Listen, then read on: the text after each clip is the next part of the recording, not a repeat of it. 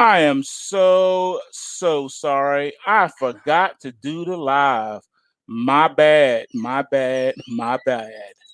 All right, so welcome to another edition of the End of Day Report with yours truly, Dex the Algo Capitalist. Like I said, sorry. I totally lost track of time. I was eating dinner and just lost track of time. I'm so sorry. Don't hurt me. All right, so here we go. Let's take a look at what happened with these markets. Let's see what's what. Take a look at how the markets closed and finished for the week. Today was the Friday for the week, and it was very important, and markets needed to do a little something. So let's see if they did what they needed to do. And then we'll leave it at that, man. We're gonna go enjoy this nice extended holiday. Nice extended holiday weekend. I'm loving it. I'm ready. I'm already in that mode already. So we're gonna go through this. Hopefully I won't miss anything important. Let's see. I think I got everything covered. We're just looking at the majors for now because, as you know, the majors set up everything else. Nothing else matters except the majors. All right. Hopefully everyone had a good end of the day, a good week in trading. Hopefully it was fruitful for everybody. Let's see here. Hey, what's up, Craig America? What's up, Red Pill? Oh man, that's what's up. Yeah, man, I just forgot what time it was, man. I don't know if you knew this, Craig, but I normally go on at this time. I normally go on at 8 o'clock. But today I was running late because I lost track of time. I was literally sitting at the dinner table, just talking with the fam, and literally forgot what time it was. It's like, seriously.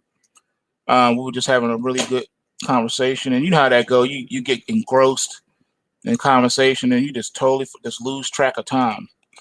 All right, so this is what we're gonna do first. May 2020, the economy opening. Look, man, I take everything one day at a time, right?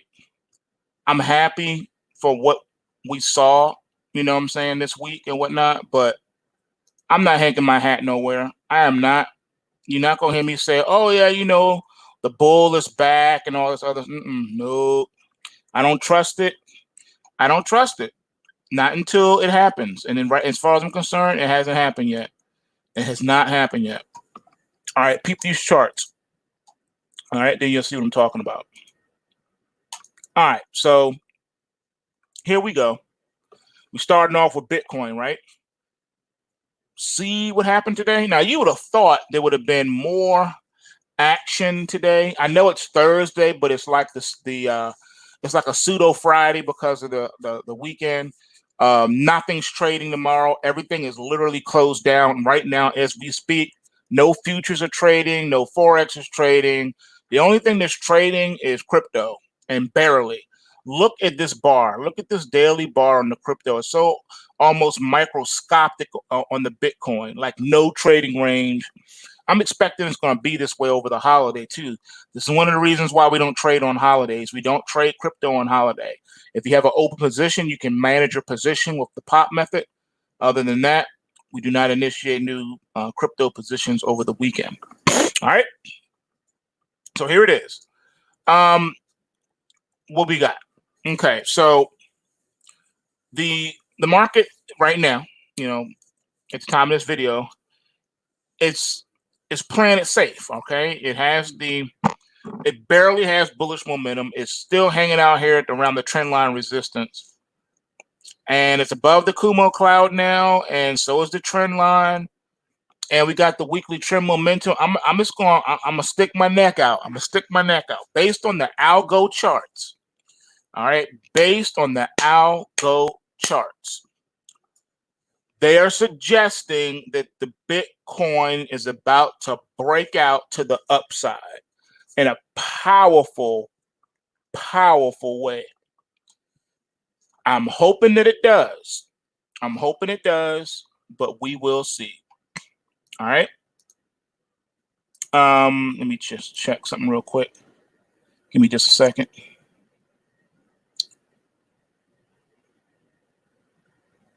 Okay. All right. All right. So, oh, thank man. I appreciate that. I appreciate that, JC. That you are a blessing to us. Thank you for sharing your God-given wisdom with us. You're welcome. You're welcome. I love what I do. As you can tell, I'm really passionate about the markets. All right, so Bitcoin is looking like it wants to run, folks. I mean, you tell me, what have I taught you? You got price and trend lines north of a Kumo cloud. It's north. I don't care what the shape, scope, or size of the Kumo cloud is. You are north the Kumo cloud right now with the trend line. The only thing you don't have right now is the momentum to lift it up. All we got to do is just turn up. Turn up. All you got to do is turn up, and that's it. Okay? So this is looking good, man.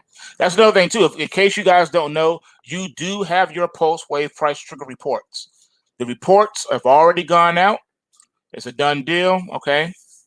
Now, here's what's going to happen.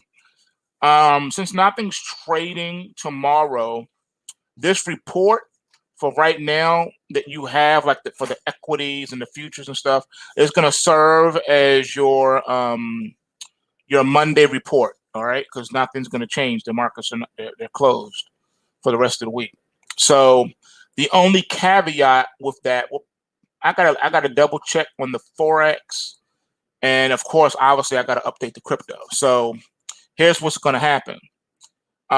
Sunday night, I will run crypto, and I'll do another run for some of the Forex, and then that'll be it. All right, because technically speaking, Forex should be done right now too. It shouldn't be trading right now. It should be closed. But I know that because some countries are a little bit different, like some of the weirder pairs may be trading, but for the most part, Easter and Passover is celebrated worldwide. Therefore, the markets are kind of in unison globally with that.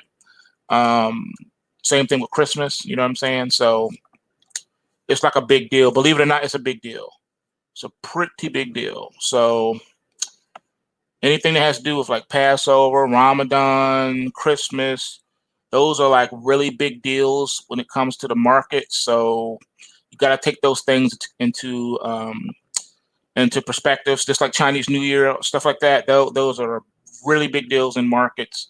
When you got all of Asia shut down, the market is going to be different. When you got the United States shut down, yeah, the market's going to be different. So you have to just take into account certain various holidays. All right. So with that said, Forex is still gonna do its thing. That's why I said I'm gonna have to do another report. Forex will trade tomorrow, but don't expect no volatility. Don't expect no volume. Don't expect no open interest. Don't expect nothing. Expect the market to be absolutely standing still as if it was closed. All right. So it is what it is. All right, Dave, what do you say? He said, are you using 2030, 120, 60 settings for Kumo Cloud for cryptos being no, not at all. Here's my thing, my man.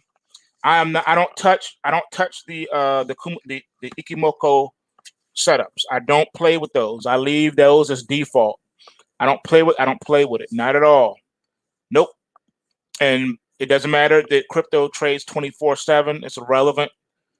The reason being is because crypto markets they're weird, but believe it or not, they're the same as any other market.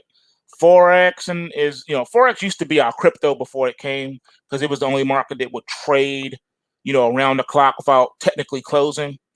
But what they do, they have like a soft close where, like I said, between 5 and 6 p.m.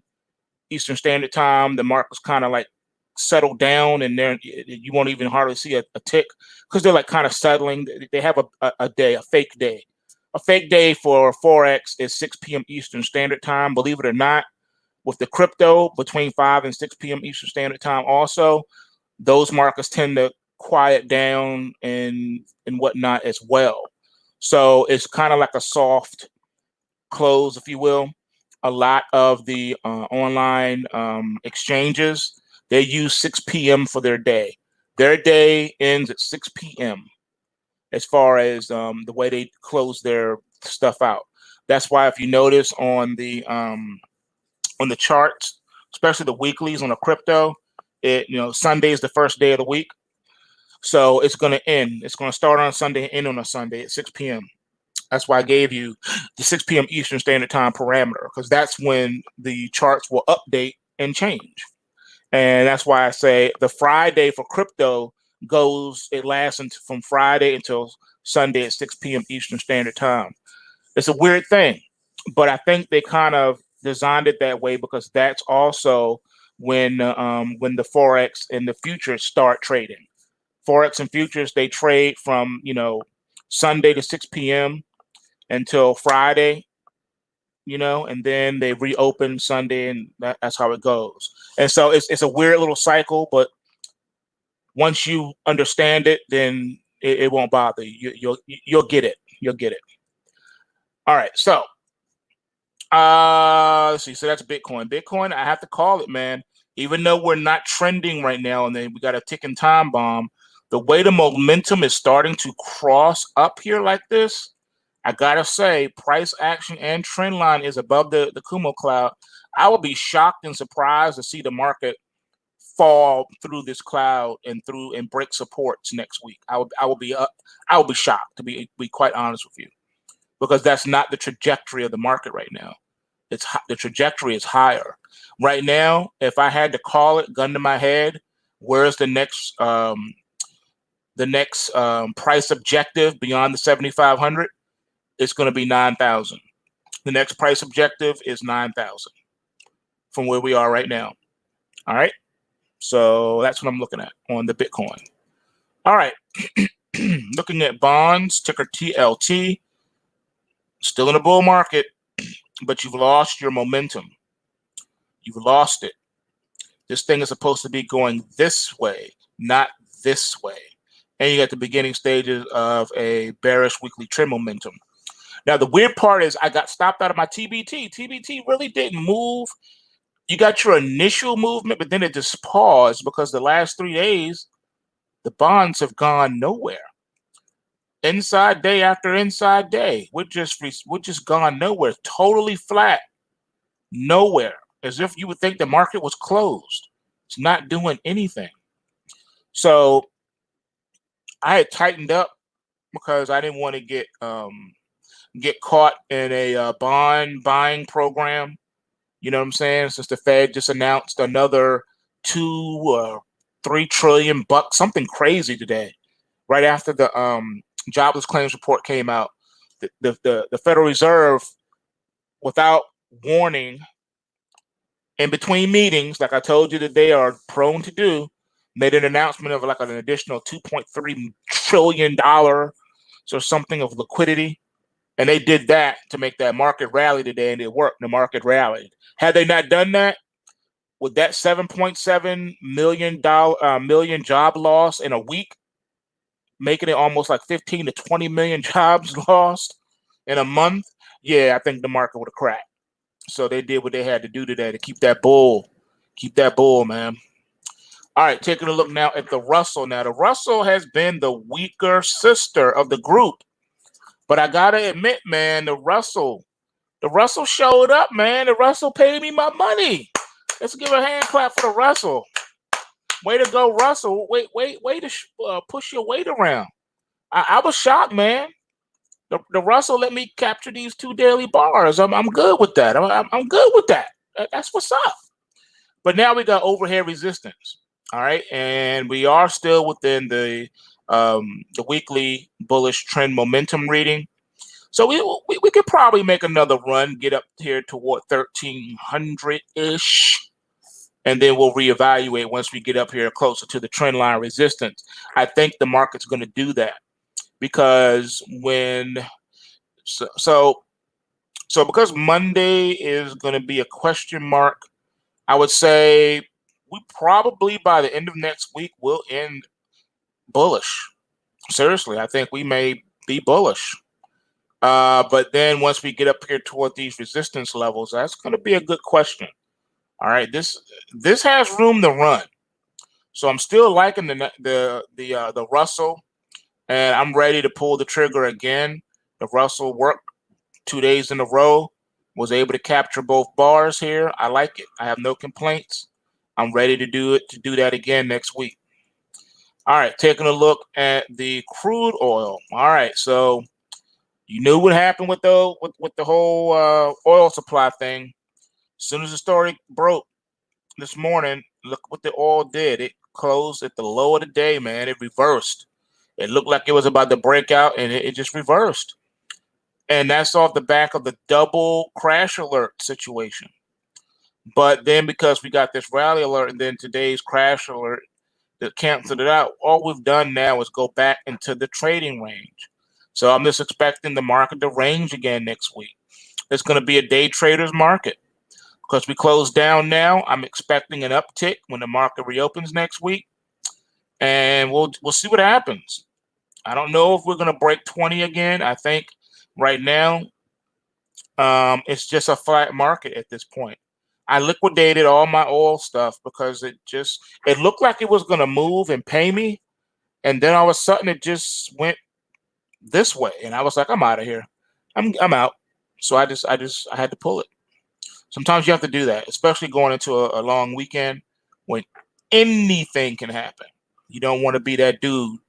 You don't want to be that dude, man, going long the market over a long weekend where anything could happen. You know, God forbid we could wake up Monday morning and be under, instead of medical martial law, full martial law. It could be tanks rolling down the street as far as we know. You don't want to be that dude on that day holding a long position and the Dow opens up down 25,000 points and they got to close the market. You don't want that. You don't want to be that dude. So I don't hold long positions over the weekend. It's just not a good idea. And this oil right now is flat and there's no momentum. It's just dried up. Look at this. It's not bearish or bullish. It's nothing. But we do have this crash alert going into next week. So I would say sideways, the sideways to slightly bearish is the outlook for next week. We'll see. All right, looking at the Nasdaq 100, which has been the strongest. Look how the Nasdaq just broke through resistance. All right, so the first time it did it, then it did it again, and this is today three times the charm. I think this one wants to do something too, but your momentum right now is flat. So we need to pop and at least test the bottom of the Kumo cloud and see if we can break through it. You do got bullish weekly trend momentum right here too, so it can do it. It can definitely do it. So the way that this is, though, it's going to be very interesting. I think after the holiday is when the market is going to be the most vulnerable to get sold on. I think the bears are going to come out and they're going to test the validity of this market. So the market will be facing its first test in the coming week. Right after the holidays, man, that's when the gloves, I think, are going to come off. I think the market's going to be sold up here, man. So you got to keep your eyes open on that one. Here's your GDXJ looking at your miners. You did get above the Kumo cloud resistance on the close. You got bullish weekly trend momentum.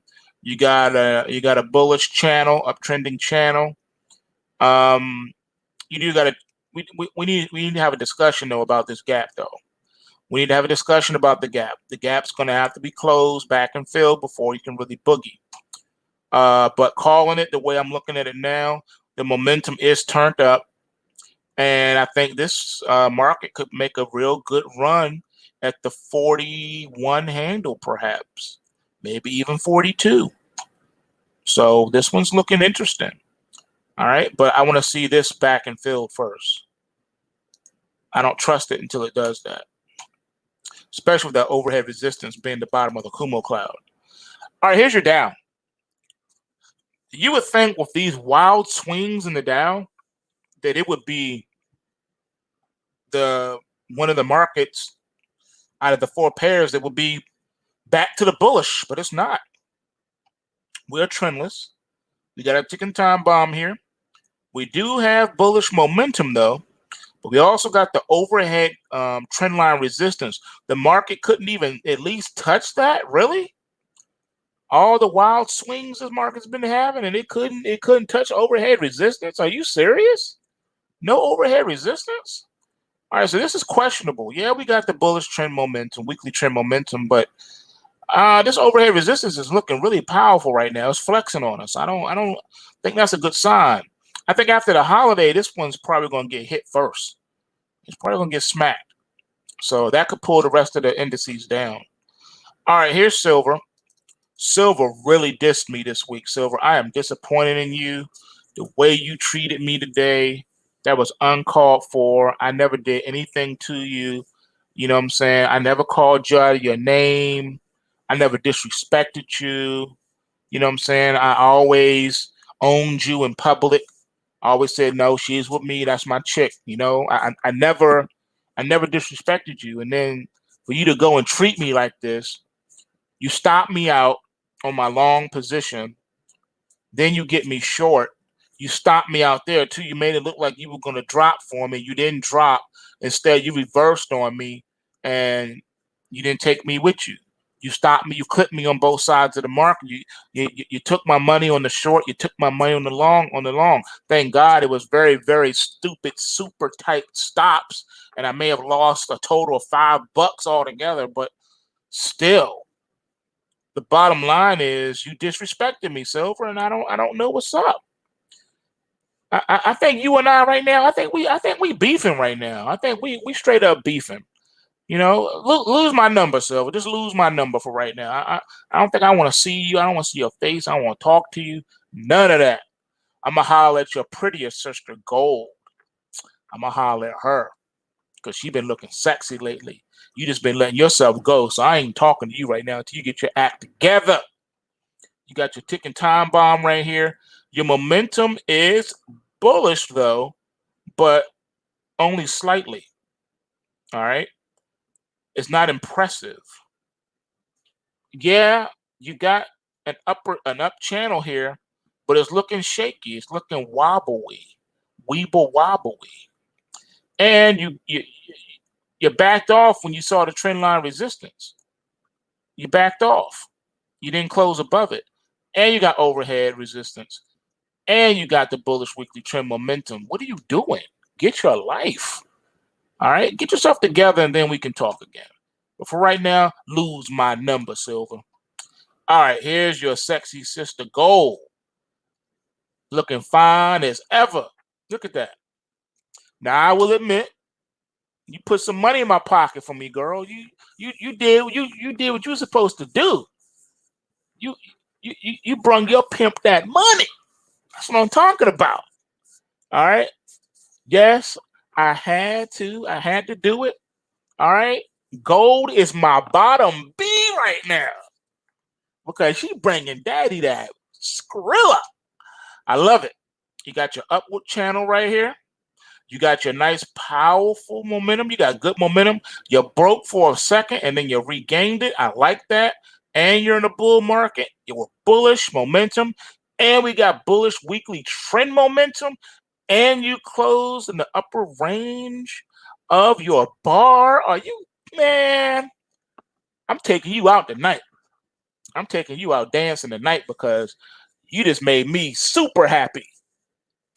All right, let's see. My man says, is the long pointer down on BTC around 4,000 on March 11th reason to be concerned? Let me see what you see. Let me pull that up. Let me see, because I don't know what you're talking about. Let me see. Let's pull it up. Let's take a look. Actually, we'll go here. Get that out of there. All right, let's see what you're talking about. I'll say you said from the 11th, March 11th. You probably talking about this right here, ain't you? No, that's the 27th, 20th. That's the 12th. Okay, nah. All right, see, here's the thing. Here's March 11 right here. We don't no. This is a bearish pointer right here, but not a real key one, because in your next bar you came down and then you have this super. This is a super pointer right here from March the 13th, not March the 11th, but March the 13th.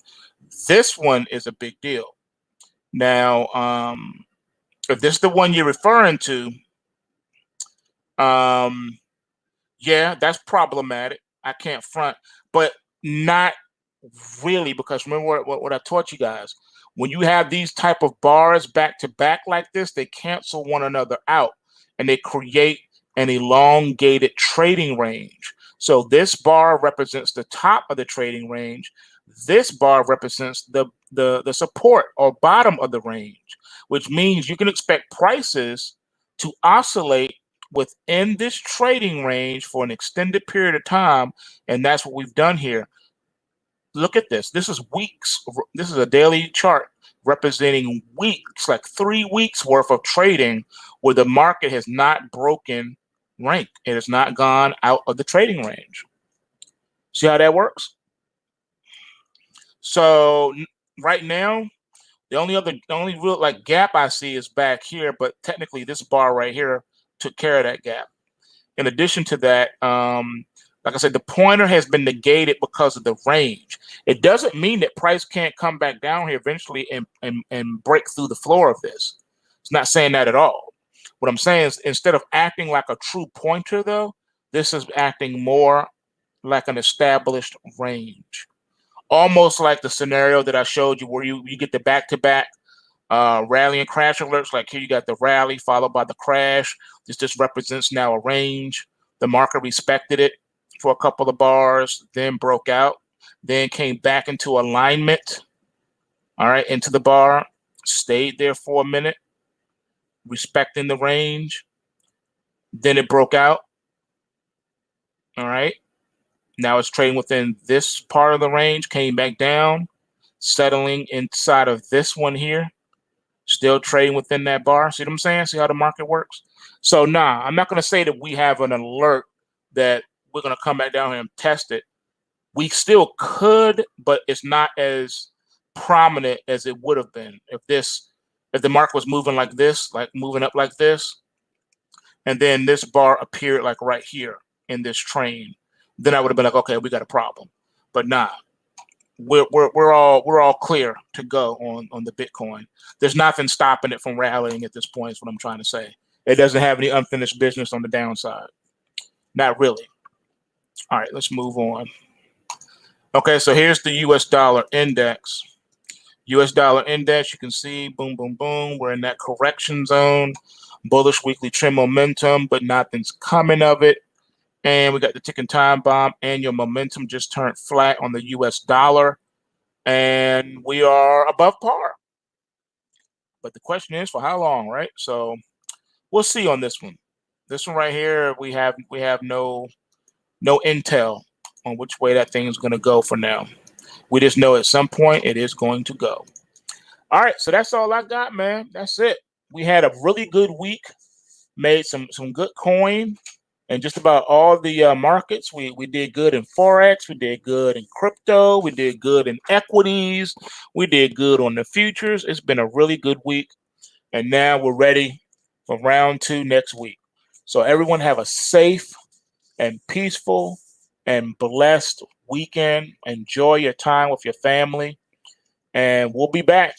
Now, Sunday night, I was going to say Sunday afternoon, I will be posting another report. It'll be for the cryptos and for the Forex. All right. So you should have that. All right. With that being said, love you guys. Remember, bulls make money, bears make money, and pigs get slaughtered. So remember to take what you can and give nothing back. And I'll see you guys on Monday for the pre-market post scan. And I'm out. Peace.